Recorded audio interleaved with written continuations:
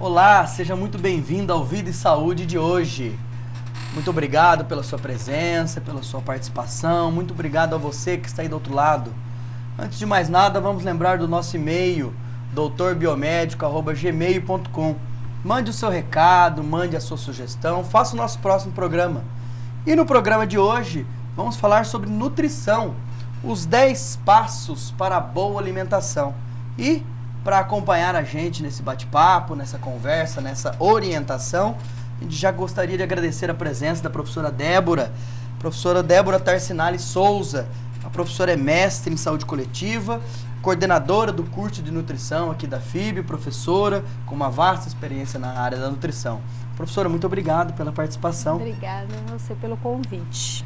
Professora, para começar a gente entender um pouquinho dessa área da nutrição, que hoje a gente sabe que a boa alimentação, a nutrição em geral, uma coisa muito difícil da gente fazer, a gente vê no dia a dia as pessoas comendo muito, tanto em quantidade, quanto também na qualidade dos alimentos, muitas dúvidas e cada hora na internet sai alguma notícia diferente. Professora, antes de mais nada, queria que a professora falasse sobre a questão do papel do nutricionista, por favor. Bom, boa tarde. O papel do nutricionista, eu diria que assim, é bem complexo, porque a alimentação é uma via de mão dupla. Então, o nutricionista, ele vai o quê? Vai estar ajudando as pessoas a se alimentarem de forma correta. Porém, é uma coisa que depende exclusivamente da pessoa, né? Fazer o quê? Seguir as orientações nutricionais. Então, o nutricionista, ele sempre enfoca trabalhar com a qualidade dos alimentos e, consequentemente, também trabalhar com as quantidades de acordo com cada situação individualizada aí. Certo. Então, o nutricionista, ele vai trabalhar muito também, claro, com a boa vontade, vamos dizer assim, da pessoa. Exatamente. Não adianta só a orientação se ele também não está focado, se ele realmente não quer. É, bem por aí, porque muitas vezes o que acontece? Tem gente que fala assim, porque eu fui no nutricionista tal, não deu resultado. Aí você pergunta, mas você seguiu o que o profissional falou? É, mais ou menos. Então, assim, muitas vezes não é o profissional que é ruim, é o paciente que, na realidade, não conseguiu pôr em prática as orientações que foram fornecidas aí. Certo. E falando, então, desses 10 passos, professor, quais são, então, os 10 passos para a boa alimentação, para a alimentação saudável, professor? Então, para nos alimentarmos, né, corretamente, eu diria que assim, existem algumas orientações que são gerais para a população, independente da situação em que ela se encontra. A primeira delas é o quê? É com relação ao fracionamento. O que é isso? Recomenda-se comer a cada 3 horas, né, as pessoas de um modo geral. Aí muitas pessoas falam assim, mas eu não tenho tempo. Né? Então, assim, tempo também é uma coisa que a gente tenta fazer. Se cria, né? Exatamente. Né? Então, na realidade, assim, comer a cada 3 horas. Mas esse comer a cada 3 horas seria o quê? Pequenos lanches, também não são grandes refeições. Porque tem gente que acha que vai almoçar e jantar, né, a cada 3 horas. E não é por aí, são pequenas refeições. Então, essa seria a primeira orientação básica. A segunda, a gente tem que trabalhar com o quê? Que na verdade dentro dessa segunda entram vários passos aí. Consumir todos os grupos da pirâmide alimentar, que é o que o nutricionista tenta enfocar pensando numa alimentação balanceada. Então você tem que ter o grupo das carnes diariamente, o grupo dos lácteos, né, que são os leites, os queijos, os derivados, né, o grupo dos cereais que entram o pão, o macarrão, a bolacha, né, o arroz, dando preferência a quê? Aos alimentos integrais. Né, porque eles contêm mais fibras e essas fibras ajudam a regular todo o organismo aí de um modo geral. Então, ter o grupo também das gorduras. É importante consumir gordura? É, mas a gente também não pode o quê? Abusar. E escolher as gorduras com uma qualidade melhor. O que seria isso? De preferências de origem vegetal, que são os óleos, o azeite, né, evitando... A gente fala do bom colesterol, quer dizer, que é o HDL. Na realidade, assim, o que acontece? Nos alimentos, ele tem colesterol, né? Aí o que acontece? Os alimentos de origem animal possuem colesterol, ou seja, nenhum óleo vegetal possui colesterol. Aí o organismo, ele produz, né, o HDL, o LDL, tem alguns alimentos que contribuem para o aumento do HDL, né, pelo corpo, e outros que aumentam o LDL, que é chamado de colesterol ruim. Então esses a gente tem que fazer o quê? Evitá-los, né? E o que vai aumentar o colesterol bom, né, que seria o HDL? O azeite, né, o peixe, entre outros alimentos aí, que são ricos em ômega 3 e ômega 6. Certo, paramos aí no terceiro passo, professora, então. Isso. A partir daí, como que a gente começa, então, a observar se eu estou seguindo esses passos, professoras?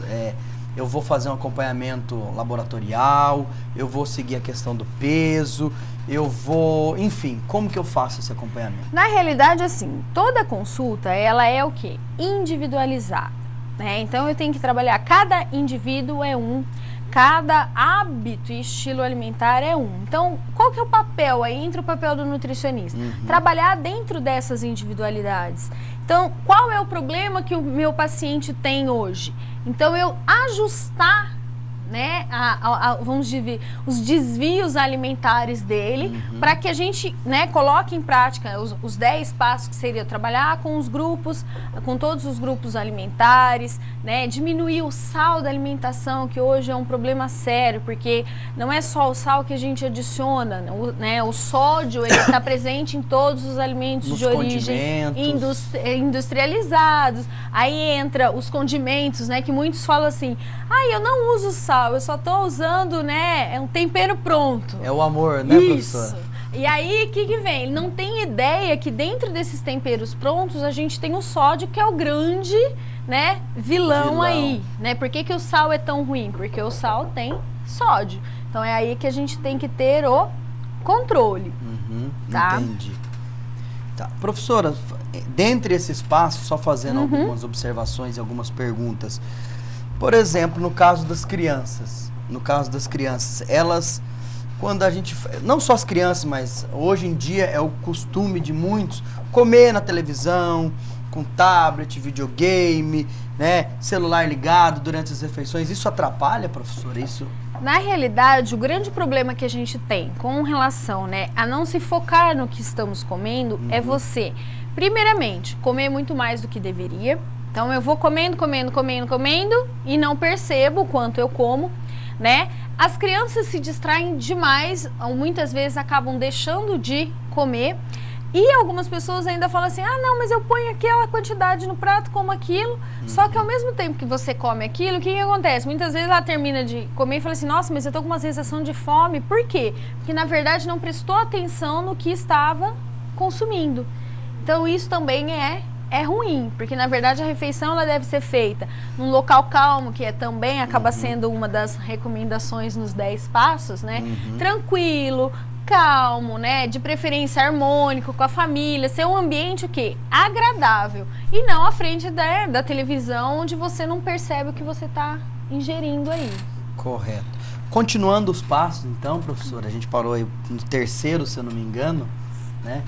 O que a gente poderia aí orientar para os nossos telespectadores? Importante também o consumo do arroz e feijão, né? Então, assim, diariamente, principalmente no caso das crianças, que é a fase de crescimento, mas assim como toda a população, recomenda-se consumir o arroz e feijão pelo menos 5 vezes na semana. Lembrando, né, de preferência o arroz integral. Não dá para consumir o arroz integral? Consumir o arroz. Aí vem, né, a quantidade. Aí é aquilo que eu falei no começo. Na verdade, cada indivíduo tem uma necessidade diferente. Então, na verdade, não dá para eu falar assim, olha, coma 4 colheres de arroz ou coma uma escumadeira. Vai depender muito do quê? Da atividade, né, do peso do paciente, do estado nutricional desse paciente, para eu poder determinar as quantidades. Mas em termos de qualidade, é interessante ter o consumo do arroz e feijão. E uma outra coisa que é importantíssima, que inclui aí nos passos, a ingestão hídrica. O que é isso? Ingestão de água, né? Porque a gente fala assim, ingestão de líquido. Aí tem gente que fala assim, posso tomar refrigerante? Na verdade, o refrigerante, ele contém líquido sim, porém, ele não vai fazer uma hidratação. Às vezes, até pela quantidade de sódio que ele possui, não que ele vai desidratar o indivíduo, mas ele não vai hidratar.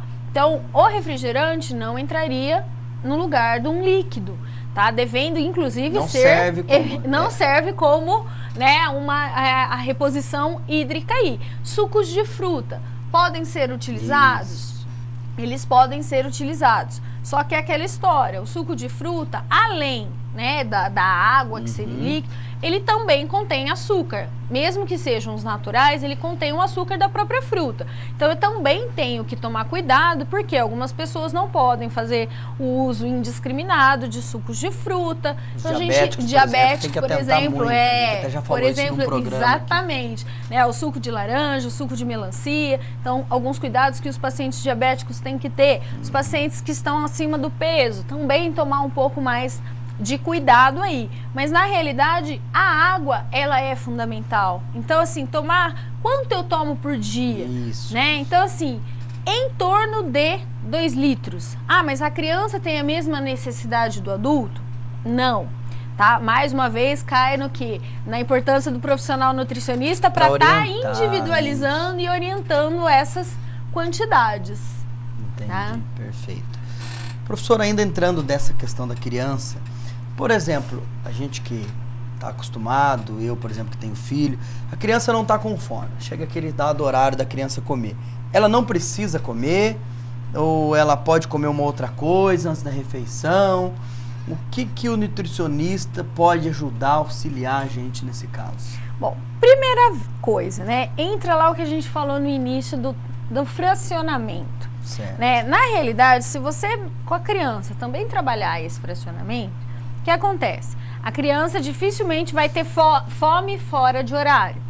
Né? Muitas vezes a criança chega da escola, né, 5h30, 6 horas, chega com a família e aí a mãe ainda vai preparar o jantar, ou o pai, né? Hoje em dia todo mundo, né, tá um aí Exato. preparando, e aí a criança nesse período ela fica com fome. Aí o que acontece? Muitos dão um pacote de salgadinho. Isso é adequado?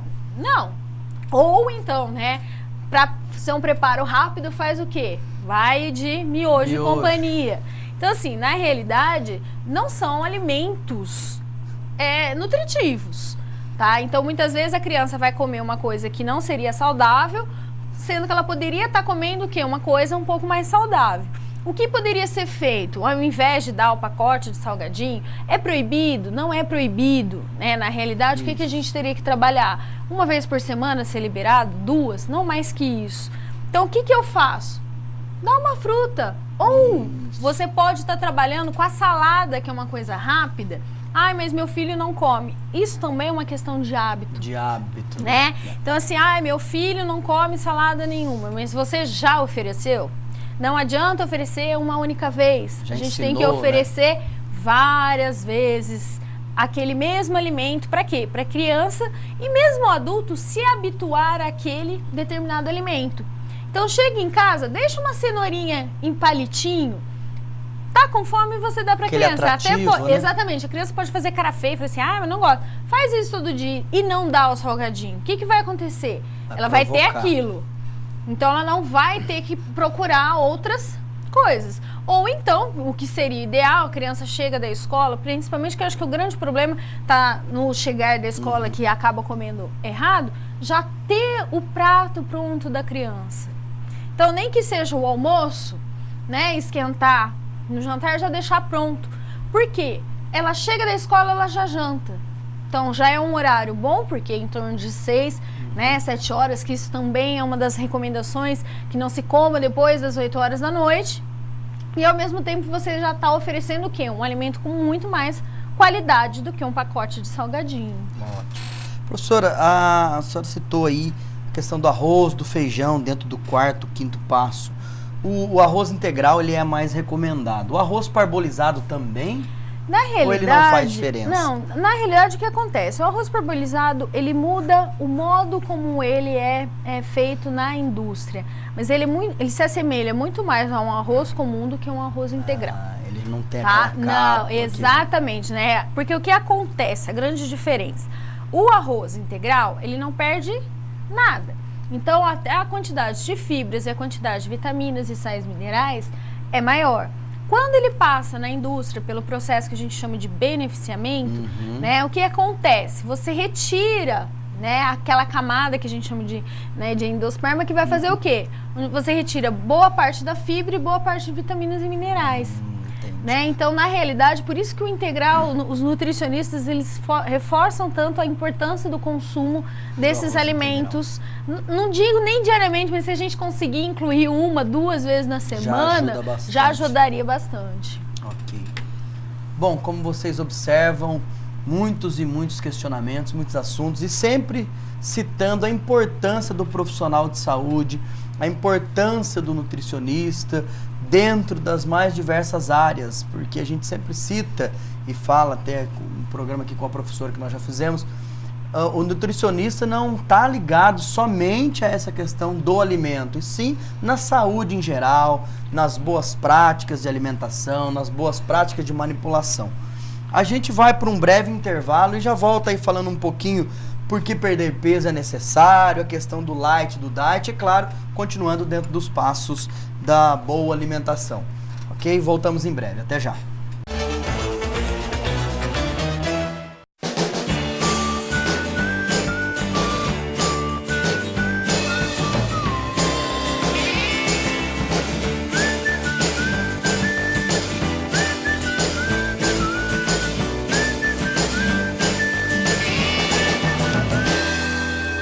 I wanna think so do.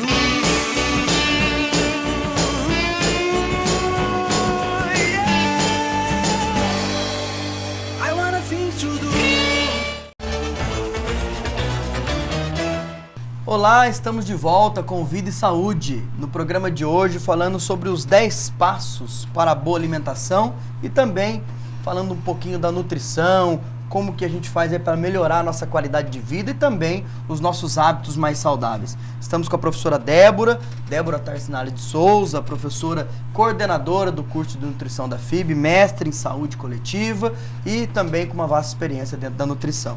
Professora, continuando, antes da gente voltar nos passos da alimentação, por que perder peso, né? A gente sempre associa esse perder peso com relação à ingestão de dietas hipocalóricas, ou seja, com poucas calorias. Isso realmente é necessário?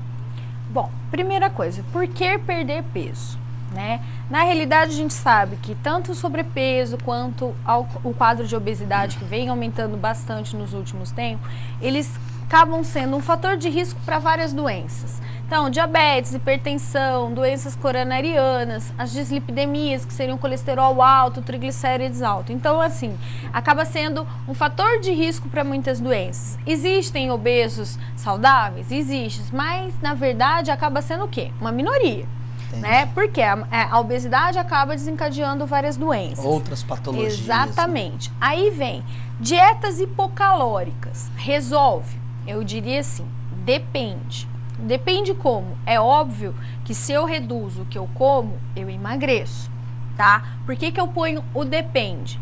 Porque não adianta nada eu emagrecer 10, 20 quilos e voltar a comer tudo de novo. Porque aí eu vou engordar tudo de novo. Então, na realidade, o que se recomenda dentro dessa dieta hipocalórica? Individualização. Então, não adianta eu pegar aquela dieta da revista que fala lá 1.800 calorias, exatamente. E aí fala assim, como que o indivíduo, né, por exemplo, que trabalha num serviço pesado, que tem um gasto energético alto, pode fazer um cardápio de 800 calorias. Isso é uma dieta extremamente hipocalórica e aí que não vai suprir o mínimo necessário que esse paciente precisa. Então, vai resolver? Vai emagrecer? Vai. Rapidamente? Inclusive. Só que será que esse paciente vai conseguir levar essas 800 calorias para o resto da vida dele? A mesma coisa acontece dentro dessas dietas hipocalóricas, as dietas restritivas. O que é isso? Hoje eu só como alface. Hoje eu só tomo líquido. Isso é interessante dentro da individualização, dentro do profissional, determinar 1 dia, 2 para você o quê? Fazer o que eles chamam hoje, né, tem a dieta da desintoxicação. Mas essa dieta, ela não deve ser utilizada o quê? Por longos períodos. E ainda assim também sem a orientação de um profissional. Exatamente. Porque geralmente o profissional nutricionista, o que ele vai fazer? Ele vai sim reduzir as calorias que essa pessoa ingere a mais e tentar individualizar, mas de uma forma que esse paciente siga as orientações, né, e mantenha, porque o grande problema hoje, até eu costumo brincar, que as pessoas acabam emagrecendo para poder comer de novo. Exatamente. Por isso que é o que a gente tem o tal do efeito sanfona. O que é isso? Engorda e emagrece, engorda e emagrece. Por quê? Você não mantém uma dieta de 800 calorias por um período muito prolongado. Então você comendo, se você estava lá com 800 e passa a comer 1.600, você passa a comer o quê? O dobro. E consequentemente você acaba engordando novamente. Gordura. E o detalhe, você não aprende a comer direito.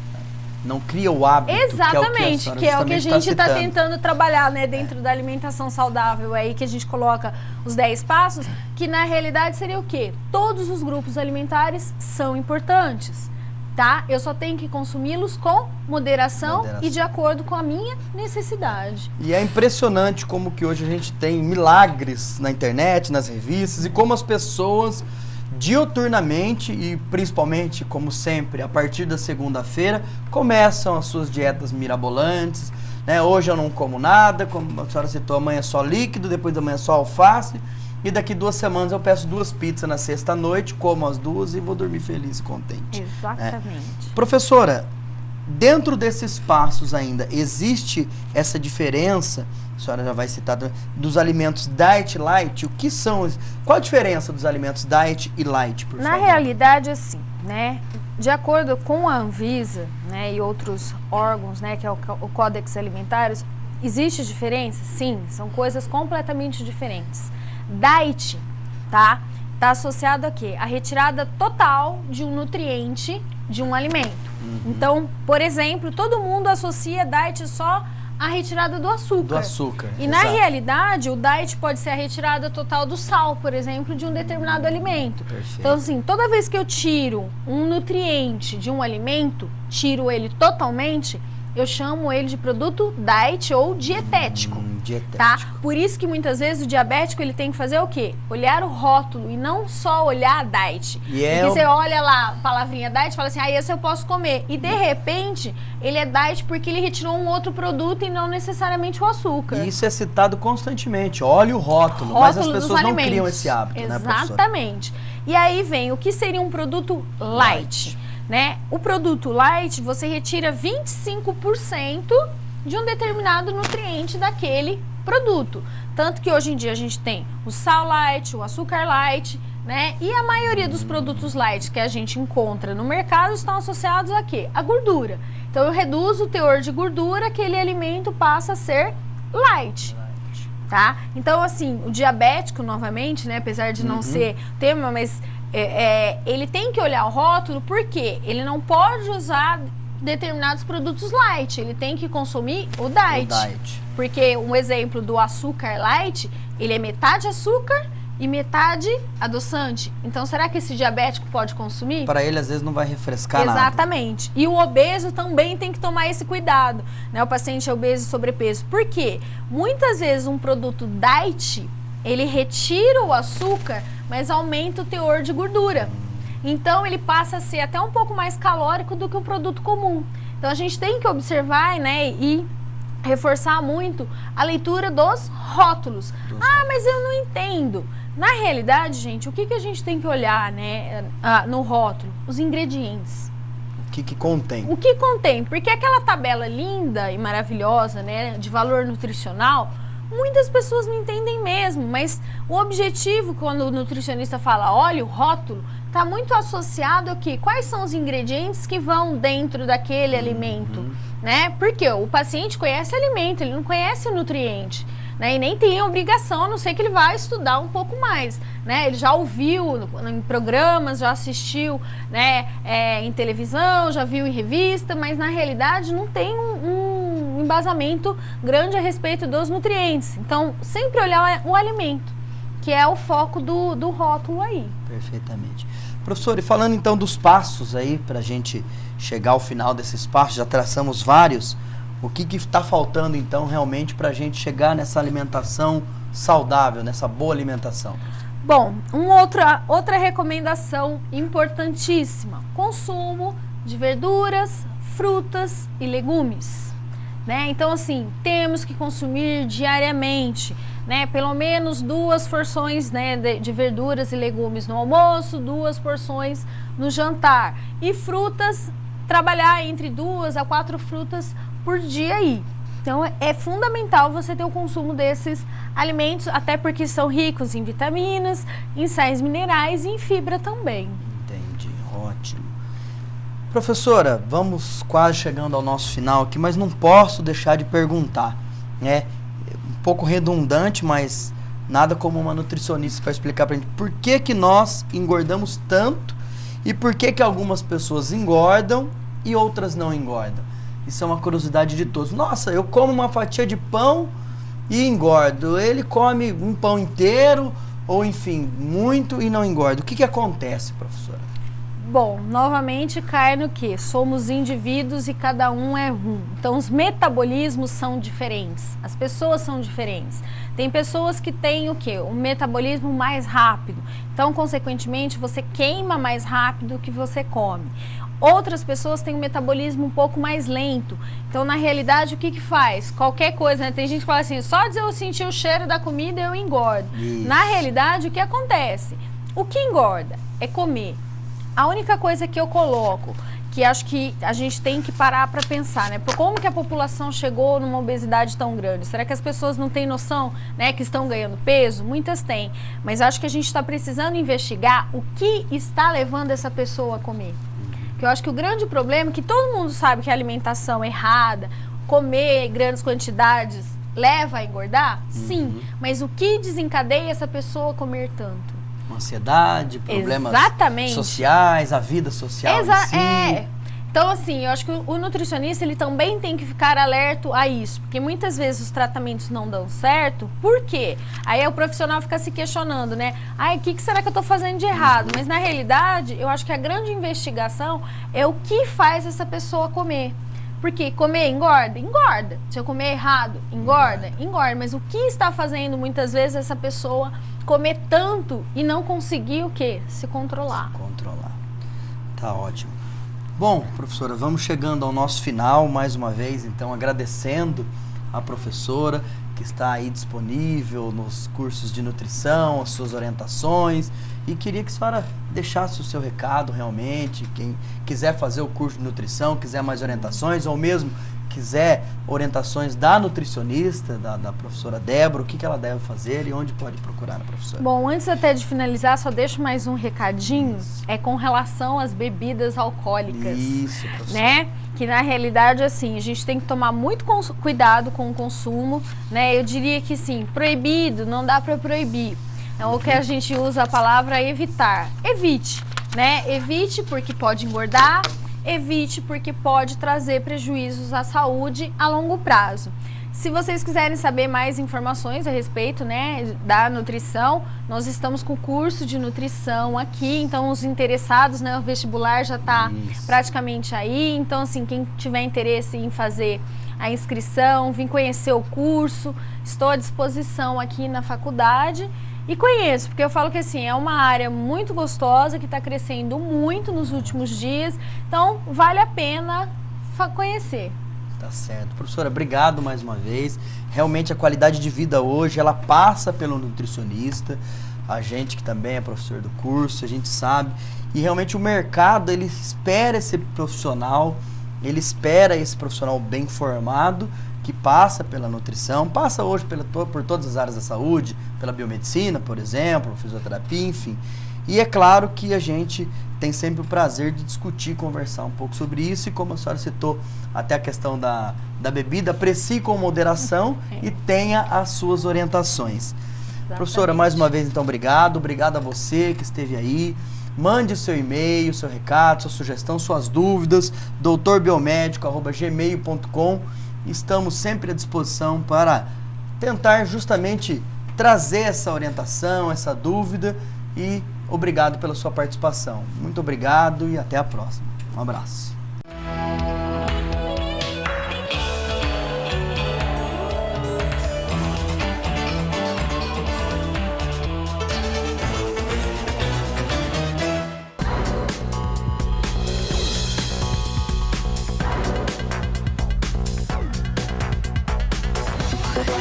do.